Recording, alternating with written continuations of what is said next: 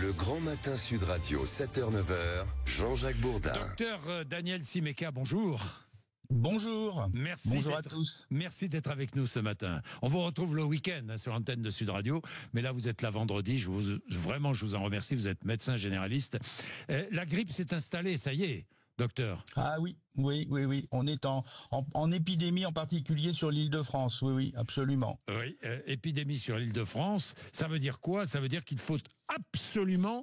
D'abord, avant de parler de vaccination, est-ce qu'elle est mauvaise, la grippe, cette année? C'est une grippe de type classique, à la fois avec le côté grippe sèche. Vous savez, certaines années, il y a que le mal de tête, les courbatures, et puis d'autres années, c'est plus respiratoire, le mal de gorge, le nez. Là, c'est un peu tout mélangé. C'est vraiment un tableau de grippe assez classique. Et ça fatigue beaucoup, ça fatigue beaucoup, et ça provoque de la fièvre. Hein, oui, une fièvre élevée. Oui, élevée. Alors, plusieurs choses. D'abord, comment la traiter ? Alors, tant qu'il n'y a pas de complications, respiratoires, parce que c'est ça l'enjeu, et c'est ça souvent qui tue. On oublie, on pense toujours au Covid, mais on oublie que la grippe, ça tue aussi.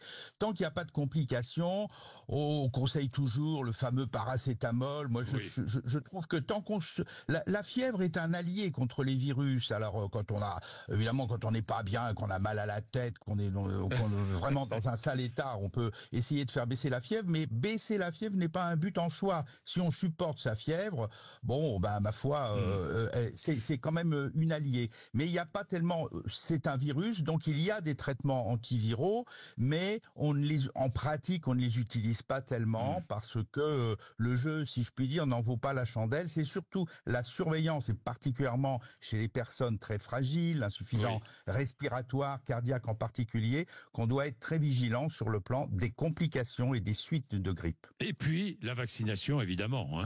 C'est le meilleur moyen de se protéger.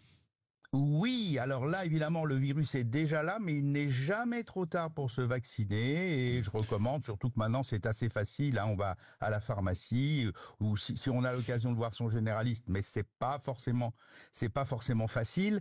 Mais la pharmacie, il suffit de pousser la porte.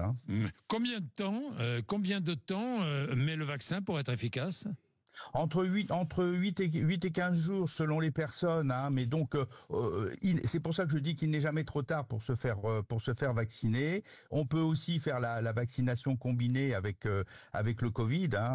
Moi, je remarque une baisse de motivation pour la vaccination Covid, même si maintenant on considère qu'elle est un petit peu annuelle. Je sens qu'il faut un peu booster les patients. Ah oui, vous croyez vraiment? Bah oui, il faut. Alors je vais y aller, mais ça semble pas un réflexe naturel. Et effectivement, en pratique, c'est vrai que la propagation du Covid, pour l'instant, on est un peu tranquille. Bien, merci beaucoup, docteur Simeka, en rappelant aussi que la bronchiolite est installée dans tout le pays. Ah là, elle est complètement là, oui. Oui, elle est complètement là, la bronchiolite. Merci beaucoup, merci, docteur Simeka. Bonne journée à tous. Bonne journée à tous, il est 7h31.